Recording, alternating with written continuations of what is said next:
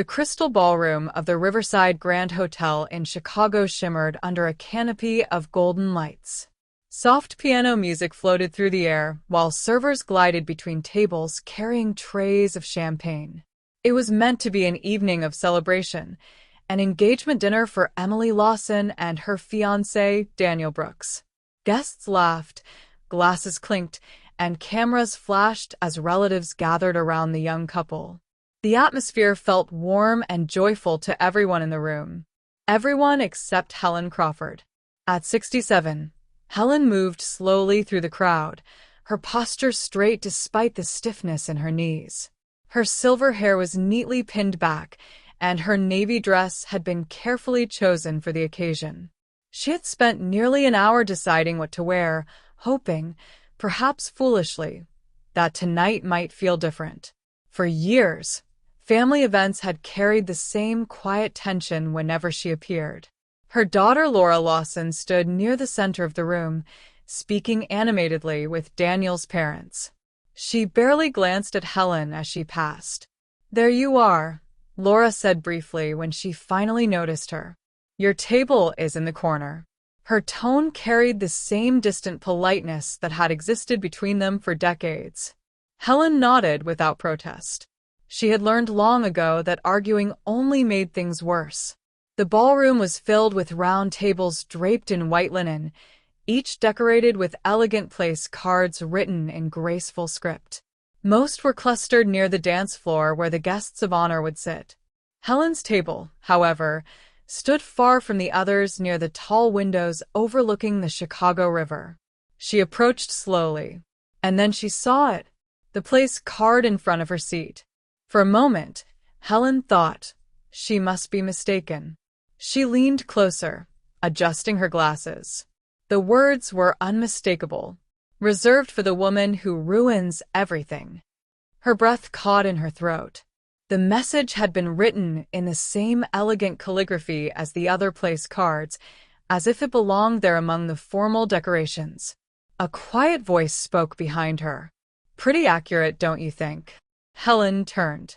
Emily stood there in her pale blue engagement dress, a glass of champagne in her hand. Her expression carried a faint smile that did not reach her eyes. "Emily," Helen said gently, "did you write this?" Her granddaughter shrugged. "Relax. It's just a joke." "A joke," Helen repeated softly. Emily glanced across the room where Laura was watching. "Mom thought it was funny," Emily added. Of course she did. For nearly 30 years, Laura had told the same story about her mother, the story in which Helen was the reason their family had fallen apart. In that version of events, Helen had been cold, demanding, impossible to live with. The woman who drove her husband away. Helen carefully picked up the card and slipped it into her purse. "Well," she said quietly, "I suppose I should take my seat." Emily rolled her eyes. "Just try not to cause any drama tonight, okay? This day isn't about you." Helen lowered herself into the chair. No one joined her. The other guests filled the surrounding tables, but the seats at hers remained empty, as if an invisible boundary had been drawn around her. Across the room, laughter rose as Daniel's father began telling a story. Helen folded her hands in her lap. This was not new. She had spent years watching life happen from the edges of the room. Once, long ago, things had been different. Before the divorce. Before the lies. Before the story that turned her into the villain. Helen's husband Thomas Crawford had left when Laura was 12. But he had not left because Helen was difficult. He had left because his assistant, a woman nearly 20 years younger than him, was pregnant. Helen had discovered the truth only weeks before he walked out. And when Laura demanded an explanation, Helen had made a decision she believed was merciful. She told her daughter that the marriage had simply failed, that sometimes people could not live together anymore. Thomas had encouraged the lie. He claimed it would be easier for everyone. Helen knew what the truth would do to a 12-year-old girl, so she accepted the blame. Years passed. The lie hardened. Laura grew older believing her father had escaped a miserable marriage. Thomas disappeared from their lives, eventually building a new business overseas. Meanwhile, Helen worked 2 jobs to keep their house. Laura never knew the sacrifices. And over time, resentment replaced affection. Now that resentment had been passed to Emily, Helen watched her granddaughter laughing with Daniel near the dance floor. They looked happy. So young. So certain of the future. A waiter approached Helen's lonely table. "Would you like something to drink, ma'am?" "Tea would be nice," she said. The young man nodded kindly. Unlike most of the guests, he did not look at her with quiet curiosity. As the evening progressed, speeches began. Daniel thanked everyone for coming. Laura spoke about how proud she was of Emily. At no point did anyone mention Helen. She was simply another guest in the background. Eventually, Helen rose quietly from her chair. No one noticed when she slipped out of the ballroom. Outside, the cool Chicago air wrapped around her like a blanket. The river lights shimmered beneath the bridge. Helen stood there for a long time. 30 years. 30 years of protecting a lie that had only destroyed her relationship with her daughter. Maybe it had been a mistake. Maybe the truth should have been told long ago. But tonight had changed something. The place card had not been a harmless joke. It had been a message. And Helen had finally heard it clearly. Back at home later that night, she opened the small wooden box she kept hidden in the closet. Inside were documents she had not touched in years. Photographs, letters, legal papers, evidence of the life Thomas Crawford had built after abandoning his first family. Among them was one particular document Helen had recently discovered. It was a property record. A luxury coastal resort in Portugal, owned by Thomas Crawford. The same resort Emily and Daniel had just booked for their honeymoon. Helen closed the box slowly. They had no idea whose resort they were planning to visit. No idea they were about to spend the most romantic week of their lives surrounded by the man who had walked away from them all. She reached for her phone. It took only one call. By Monday afternoon, Emily's honeymoon reservation had been quietly canceled. Monday morning in Chicago arrived gray and quiet, the kind of early autumn day when the city seemed to wake slowly. A thin layer of fog hovered over the river, and traffic moved sluggishly along Lakeshore Drive. Inside her modest brick house in the suburb of Evanston, Helen Crawford sat alone at her kitchen table. The house was silent except for the ticking of the wall clock. In front of her lay the small wooden box she had opened the night before. Helen had not slept much. Every time she closed her eyes, she saw the place card again. The woman who ruins everything. The words had been written in graceful calligraphy, the kind used at weddings and formal events. Whoever wrote it had taken their time. She slowly sipped her tea, her fingers wrapped around the warm porcelain cup. For years, Helen had told herself that the resentment between her and her daughter was simply part of life. Some relationships never healed, no matter how much time passed. But something about that engagement dinner had shifted inside her. Perhaps it was the realization that the hatred had passed down to the next generation. Emily had not come up with that idea on her own. Children rarely did. Helen opened the wooden box again. Inside were documents that had not seen daylight for decades. There were photographs, grainy images taken by a private investigator long ago. They showed Thomas Crawford sitting on a cafe terrace beside a young woman with dark hair and a bright smile. Sofia Almeida, his assistant, the woman who had been pregnant when Helen discovered the affair. Helen had hired the investigator only because something felt wrong. Thomas had been staying late at the office, traveling more often, returning home distracted and distant. At first she thought it might simply be stress. Then the photographs arrived. Within 2 months, Thomas had packed a suitcase and left. Helen reached for the letter lying beneath the photographs. The paper had yellowed with time, but the handwriting was still clear. "Helen, I know this will hurt you, but I can't continue pretending. Sophia is expecting a child, and I've decided to build a life with her. I'm moving to Portugal, where I've invested in a resort development project. I believe it will be successful, and it's a chance for a fresh start. Please tell Laura whatever you think will be easiest for her. I don't want her growing up hating me. Thomas. Helen folded the letter again. He had asked her to protect his image, and she had done exactly that. At the time, Laura adored her father. She followed him around the house, asking endless questions about his business, his childhood, the stories he loved to tell. Helen could not bear the thought of that love turning into heartbreak. So she told a simpler story, one where Thomas left because the marriage had failed, one where the blame quietly rested on her shoulders. It seemed like kindness at the time. Now she wondered if it had been the worst mistake of her life. Her phone buzzed suddenly on the table. The screen displayed Laura Lawson. Helen hesitated before answering. "Hello, Laura."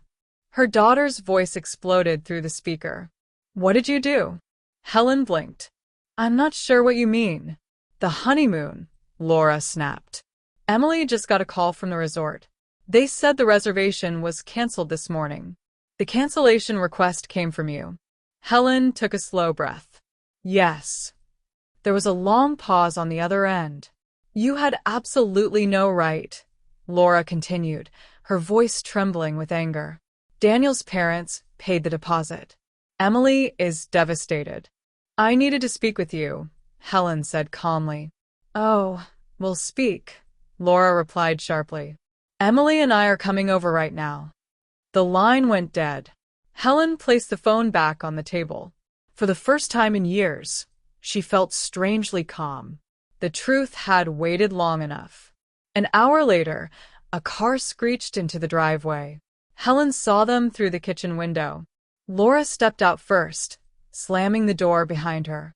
Emily followed close behind, her arms folded tightly across her chest. They marched up the walkway, like a storm approaching. The doorbell rang once. Then again. Helen opened the door. Laura pushed inside immediately. "How could you do this?" she demanded. Emily stood behind her mother, her face flushed with embarrassment. "Do you have any idea how humiliating that was?" Emily said. "The resort called while Daniel was sitting next to me." Helen gestured toward the living room. "Please sit down." "We're not sitting down," Laura snapped. "Yes," Helen replied quietly. "You are." Something in her tone made them pause. Laura dropped into the armchair, while Emily perched stiffly on the edge of the couch. Helen sat across from them. "I canceled the reservation for a reason," she said. "Because you can't stand seeing anyone happy?" Laura replied bitterly. "Just like you couldn't stand Dad being happy." Helen closed her eyes briefly. 30 years of the same accusation. "Your father didn't leave because of me," she said softly. Laura laughed. "Oh, please. Not this again." "You were 12, Helen continued. "You didn't see everything." Emily frowned. "What does that have to do with my honeymoon?" Helen stood and walked to the bookshelf. From between two old novels, she removed a large envelope. She returned to the couch and placed it in Laura's hands. "What's this?" Laura asked. "The reason I canceled the reservation." Laura opened the envelope with impatient movements. Photographs slid onto her lap. Emily leaned forward. "What are those?" Laura stared at the first picture. Her face slowly drained of color. The photograph showed Thomas sitting beside Sophia at an outdoor cafe. Sophia's hand rested gently on her pregnant stomach. "This," Laura whispered. "This can't be real." "Keep looking," Helen said. Laura pulled out the next item. A newspaper article. It showed the grand opening of a luxury seaside resort in Portugal. At the center of the photograph stood Thomas Crawford with his arm around Sophia. 3 children stood beside them, a boy and 2 girls. Emily leaned closer. "Who are they?" Helen spoke quietly. "Your mother's half-brother and sisters." The room went silent. Laura's hands trembled as she unfolded the final paper. Thomas's letter. She read it slowly. When she finished, she looked up at Helen with wide, disbelieving eyes. He left because she was pregnant. Helen nodded. Yes. Emily stared at the photographs again. You mean, Grandpa has another family? He's had one for 30 years, Helen replied. Laura's voice shook. Why didn't you tell me? Helen met her daughter's gaze. Because you loved him. Laura stood suddenly, pacing the room. All this time, I blamed you. I know. You let me believe you drove him away. Helen's voice remained steady. You were 12 years old. I thought it would hurt less if you believed the marriage simply failed. Emily looked between them, her expression slowly changing. Wait, she said quietly. The resort. Helen nodded. Yes. Santiago Coast Resort. Emily whispered. That's where Daniel and I were going. It belongs to your grandfather. Emily's eyes widened. We would have met him there. Yes. Laura sank into the chair again, staring at the photographs of the family she never knew existed. 3 children who had grown up with the father she believed had abandoned everyone because of Helen. Her voice came out barely above a whisper. For 30 years I hated you. Helen did not answer, because there was nothing left to say. The silence in Helen Crawford's living room stretched for what felt like hours, though only a few minutes had passed. Outside, the afternoon sky had darkened with gathering clouds, casting long shadows across the quiet street. Inside, 3 generations of the same family sat surrounded by the evidence of a secret that had shaped their lives for 3 decades. Laura Lawson stared at the photographs scattered across the coffee table. Her fingers hovered over one image, but never quite touched it. In the photograph, Thomas Crawford stood beside the elegant stone entrance of the seaside resort he now owned in Portugal. His arm rested casually around the shoulders of Sofia Almeida, the woman Helen had once known only as his assistant. Behind them stood 3 children. They looked happy. That was the part that hurt the most. Laura picked up the picture slowly, her eyes scanning the unfamiliar faces of the young adults beside Thomas. The boy looked to be in his late 20s, tall and confident. The 2 young women stood close together, both smiling brightly for the camera. They look like me, Laura said quietly. Helen nodded. Yes.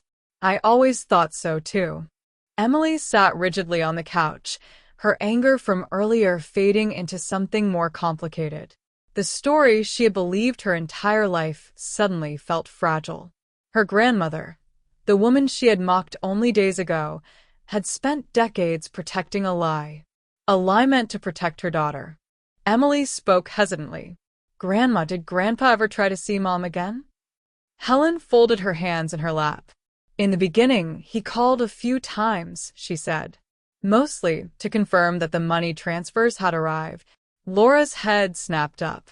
Money transfers? He sent support payments until you turned 18, Helen explained gently. After that, they stopped. Laura let out a hollow laugh. You told me he was helping with college. Helen lowered her eyes. You were already hurting so much. I didn't want you to feel abandoned all over again. Laura stood suddenly and began pacing the room. So you paid for everything yourself? Yes. College. My wedding. The house. Helen shrugged faintly. You were my daughter. Emily stared at her grandmother with new eyes. All those years she had believed the family stories. The bitter mother. The difficult woman. The reason the marriage had collapsed. But now the story felt very different. Emily remembered the engagement party. The place card. A wave of shame washed over her. Grandma, she said quietly. About that card. Helen gave a small, tired smile. It doesn't matter now. But it does, Emily insisted. It was cruel. Laura stopped pacing. Her voice came out rough. Why didn't you ever tell me the truth? Helen considered the question for a long moment. Because children deserve to believe their parents love them, she said softly. even when that isn't entirely true. Laura pressed her hands against her temples. For 30 years, I believed you ruined our family. I know. I repeated that story to everyone. To my friends. To Daniel's parents. Laura's voice broke. To my own daughter. Emily lowered her gaze. The truth settled heavily between them. For years she had accepted her mother's version of events without question. It was easy to believe the stories when they had been repeated so many times. Now those stories were unraveling. Emily suddenly reached for her phone. "What are you doing?" Laura asked. "I want to see the resort," Emily replied. Her fingers moved quickly across the screen. Within seconds the website appeared. Santiago Coast Resort, Portugal. Aerial photographs showed white villas overlooking turquoise water. Palm trees lined the private beach. Luxury yachts dotted the harbor. Emily scrolled down to the section labeled about the founder. And there he was, Thomas Crawford. Older now, his hair mostly gray, but the same confident smile remained. Beside him stood Sophia and the 3 children. Laura stared at the screen. "They have his eyes." Helen nodded. "They always did." Emily continued scrolling through the photos. "There's a restaurant named after her," she said. "Sophia's Terrace." Laura's face hardened. "So, he built a whole empire with her." "It seems that way," Helen said quietly. Emily lowered the phone slowly. "We would have gone there," she whispered. "For our honeymoon." "Yes. We might have met him without knowing who he was." Helen nodded again. "That's why I canceled the reservation." Laura sank back into the armchair. The anger she had carried for so many years suddenly had nowhere to go. "I need to talk to him," she said. Helen looked up sharply. "Laura." No, Laura interrupted. "I deserve answers. It's been 30 years. That doesn't make it disappear." Emily spoke cautiously. "Mom, maybe we should just let it go." Laura shook her head. "You didn't spend 3 decades believing the wrong story." Helen's voice remained calm. "What do you think confronting him will change?" Laura hesitated. "I don't know," she admitted.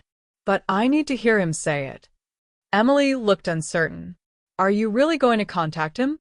Laura picked up Emily's phone again and studied the website. At the bottom of the page was a contact section for the resort's corporate office. An email address. Laura stared at it for a long time. "I might." Helen felt a quiet unease settle in her chest. For 30 years she had kept Thomas's secret buried. Not to protect him. To protect Laura. Now that truth was loose in the world again. And there was no way to predict what it might destroy. Emily broke the silence. "Daniel's going to ask questions about the honeymoon." Helen looked at her gently. "You can tell him the truth." Emily gave a nervous laugh. "I'm not even sure I understand the truth yet." Laura stood again. "I need some air." She walked toward the front door and stepped outside. Through the window, Helen could see her daughter sitting in the driver's seat of her car, staring blankly ahead. Emily remained on the couch. For the first time since arriving, she looked directly at Helen. "I owe you an apology," she said quietly. "You were angry," Helen replied. "People say things they regret, but you didn't deserve it." Helen smiled faintly. "Perhaps not." Emily hesitated before asking her next question. "Grandma, did you ever think about telling Mom sooner?" Helen considered the question carefully. "Many times," she admitted, "especially after your grandfather passed away." Emily frowned. "You mean Richard?" Helen nodded. "Richard always encouraged me to tell her the truth. He said secrets have a way of poisoning families." Emily looked thoughtful. Maybe he was right. Helen sighed softly. Yes. Perhaps he was. Outside, Laura finally stepped out of the car. Her face looked calmer now, though her eyes were still red. She walked slowly back into the house. When she entered the living room again, she looked at Helen differently than before. Not with anger, not yet with forgiveness, but with something closer to understanding. I'm going to write to him, she said. Helen's heart tightened. Laura. I won't accuse him, she continued. Not at first. What will you say? Laura glanced at the photographs again. I'll tell him I know the truth. Emily sat up straighter. And if he replies? Laura met her daughter's gaze. Then we'll decide what happens next. Helen watched them both quietly. For 30 years, she had carried the weight of that decision alone. Now the truth belonged to all of them, and the consequences were only beginning. The week after the truth surfaced passed slowly for Helen Crawford. Her house in Evanston felt quieter than usual, though perhaps that was only because her thoughts were louder than ever. Every room seemed to echo with memories she had spent decades trying not to revisit. The living room where Laura once played with dolls. The kitchen table where homework had been done late into the night. The hallway where Thomas had once stood with a suitcase, promising that everything would somehow work out. 30 years had passed since that day. Yet now it felt as if the past had stepped back into the present without warning. Helen had expected anger from Laura and Emily. Instead, what followed the revelation was something far more unsettling. Silence. Laura stopped calling. Emily answered Helen's messages politely but briefly. Her tone was respectful now, but distant, as if she were trying to rebuild her understanding of a woman she had never truly known. Helen did not blame them. 30 years of belief could not be rewritten overnight. Still, the quiet house left too much room for reflection. Late Friday afternoon, as Helen was watering the plants on her small back patio, the sound of a car door closing in the driveway caught her attention. She wasn't expecting anyone. When she opened the front door, she found Daniel Brooks standing on the porch. Emily's fiancé looked uncomfortable but determined. Mrs. Crawford, he said politely. I hope I'm not interrupting anything. Helen blinked in surprise. Not at all. Please come in. Daniel stepped inside and glanced around the house with curiosity. He had only visited once before, and even then the atmosphere between Helen and the rest of the family had been strained. Helen gestured toward the living room. Can I offer you tea? That would be great, thank you. They sat across from each other with steaming cups between them. For a moment, Daniel seemed unsure how to begin. Finally, he spoke. Emily told me what happened last week. Helen waited quietly. She told me about her grandfather, he continued, and about the resort. Helen nodded slowly. I imagine it was quite a shock. Daniel gave a small laugh. That's one way to describe it. He leaned forward slightly. She also told me about the engagement party, about the place card. Helen felt a faint wave of embarrassment. That wasn't Emily's proudest moment. No, Daniel agreed. It wasn't. He paused, choosing his words carefully. She feels terrible about it. Helen gave a gentle smile. Regret is part of growing up. Daniel studied her thoughtfully. You're handling this better than most people would. Helen shrugged. After 30 years, there isn't much left that can truly surprise me. Daniel nodded. Emily's been thinking a lot about everything, about the story she grew up believing. Helen said nothing. She told me she feels like she's been unfair to you for years. That may be true, Helen said softly, but she was only repeating what she heard. Daniel hesitated. There's something else you should know. Helen raised an eyebrow. Your daughter wrote to him. Helen's stomach tightened slightly. To Thomas? Yes. When? 3 days ago. Helen stared into her tea. And he replied? Daniel nodded. Yesterday. The room felt suddenly smaller. What did he say? Daniel exhaled slowly. He wants to meet her. Helen looked up sharply. Here. Yes. When? Next Wednesday. The clock on the wall ticked loudly in the silence that followed. Helen felt an old, familiar tension settle into her chest. 30 years. 3 decades since she had last seen Thomas Crawford. She had imagined that chapter of her life was long closed. But now it seemed the story had one more page left to turn. What does Laura want? Helen asked quietly. Daniel hesitated. She wants answers. Helen nodded slowly. That's understandable. Daniel looked at her carefully. She also asked if you would come. Helen's fingers tightened slightly around her teacup. She did. Yes. Daniel leaned back in his chair. She said she spent 30 years blaming you for something that wasn't your fault. She wants him to explain it in front of both of you. Helen remained silent. Part of her wanted to refuse immediately. She had spent years learning how to live without Thomas's presence in her life. Reopening that door felt dangerous. But another part of her understood why Laura needed it. Some wounds could not heal without confronting the person who caused them. Daniel stood after finishing his tea. I should go, he said. Emily doesn't know I came here. Helen walked him to the door. Thank you for telling me. Daniel smiled kindly. For what it's worth, I think you're a remarkable woman. Helen watched him drive away. Then she closed the door and leaned against it, her mind racing. The past was coming back. And this time, there would be no more secrets. 2 days later, Helen's phone rang in the evening. Laura's name appeared on the screen. Helen answered immediately. Hello, Laura. Her daughter's voice sounded tired but steady. Mom, we need to talk. I know. I sent the email. Yes. He replied. Helen waited. He's flying to Chicago. A quiet pause followed. Are you still willing to come to the meeting? Laura asked.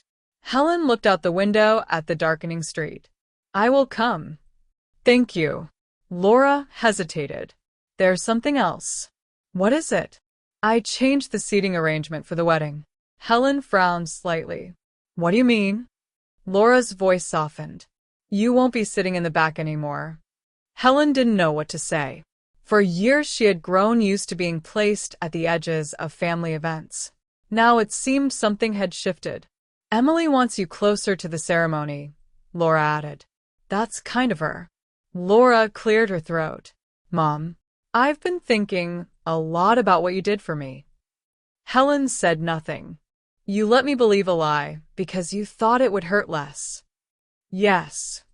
Laura's voice cracked slightly. I'm not sure I would have been strong enough to do the same. Helen felt a lump form in her throat. You were my child. Protecting you was never a question. There was a long silence. Then Laura spoke again. Next Wednesday, she said. At a small cafe downtown. Helen nodded, though Laura couldn't see her. I'll be there. After the call ended, Helen sat alone in the quiet living room. She had spent decades avoiding the moment that was now approaching. In just a few days, she would see Thomas Crawford again. The man who had walked out of her life. The man who had unknowingly turned her into the villain of her own daughter's story. And this time, the truth would be spoken aloud.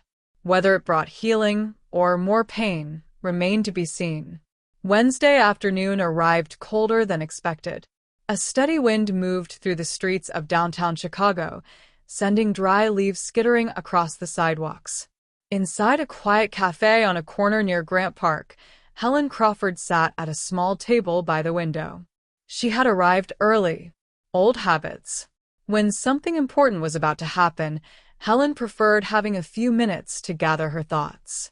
She stirred her tea slowly, watching people pass outside. Office workers hurried through the wind. A taxi stopped at the curb. Somewhere nearby, a siren echoed faintly. 30 years. That was how long it had been since she had last seen Thomas Crawford. Time had blurred many memories, but not all of them. She still remembered the way he had stood in their living room with his suitcase. The uncomfortable silence. The careful words chosen to avoid the truth. Helen had spent decades convincing herself she had moved on. Yet sitting there now, she realized some parts of the past never truly disappeared. The cafe door opened. Helen looked up. Laura Lawson stepped inside. Her daughter looked nervous, but determined. She scanned the room, spotted Helen, and walked over quickly. Mom. Hello, Laura. Laura sat down across from her and placed her purse on the chair beside her. For a moment, neither of them spoke. How are you feeling? Helen asked gently. Laura let out a quiet breath. Honestly? Terrified. Helen nodded. That's normal. Laura glanced toward the cafe entrance. Do you think he'll actually come? Helen followed her gaze. Yes. How can you be so sure? Helen gave a small, thoughtful smile. Because people like your father don't ignore opportunities to explain themselves. Laura frowned slightly. You think he's here to defend himself? I think he's here because your email forced him to face something he avoided for 30 years. Laura leaned back in her chair, absorbing that thought. The door opened again. This time both women looked up immediately. A tall, older man stepped inside. His hair was gray now, and deep lines marked his face, but there was no mistaking who he was. Thomas Crawford. For a moment he simply stood there, scanning the cafe. Then he saw them. His shoulders stiffened slightly before he began walking toward their table. Helen felt a strange calm settle over her. 30 years of distance had dulled the sharpness of old emotions. He was no longer the man who had broken her heart. He was simply someone from another life. Thomas stopped beside the table. Helen, he said quietly. Thomas. His gaze shifted to Laura. You must be Laura. Laura's expression hardened. I'm not a mystery, she replied. You had 12 years to know me. Thomas winced slightly, but nodded. That's fair. He pulled out the empty chair and sat down. For a few seconds, the three of them simply looked at one another. Finally, Laura spoke. I didn't ask you here for small talk. I understand, Thomas replied. You lied. Yes. You let me believe my mother destroyed our family. Thomas lowered his eyes briefly. I did. Laura leaned forward. Why? Thomas exhaled slowly. Because I was a coward. Helen watched quietly. Thomas continued. When Sophia told me she was pregnant, everything in my life felt like it was collapsing. I knew leaving would destroy our family. So you left anyway, Laura said. Yes. And instead of telling the truth, you blamed Mom. Thomas glanced at Helen. She agreed to it. Helen spoke calmly. I agreed to protect Laura. Thomas nodded. That's true. But I was the one who suggested it. Laura shook her head in disbelief. So, you just walked away and started over? Yes. And you never once tried to contact me? Thomas hesitated. I told myself it was better if I stayed out of your life. That's not an answer. It's the truth, he said quietly. Laura's voice trembled. You watched me grow up from a distance while building a new family. Thomas swallowed. Yes. Helen finally spoke. Why agree to meet now? Thomas looked at her. Because Laura's email made something very clear. What? That my choices didn't just hurt you.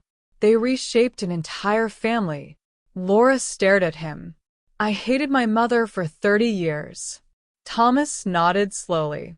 I know. Helen folded her hands calmly on the table. What do you expect from this meeting? Thomas shook his head. Nothing. Laura laughed bitterly. You expect us to forgive you? No. Then why are you here? Thomas looked directly at her.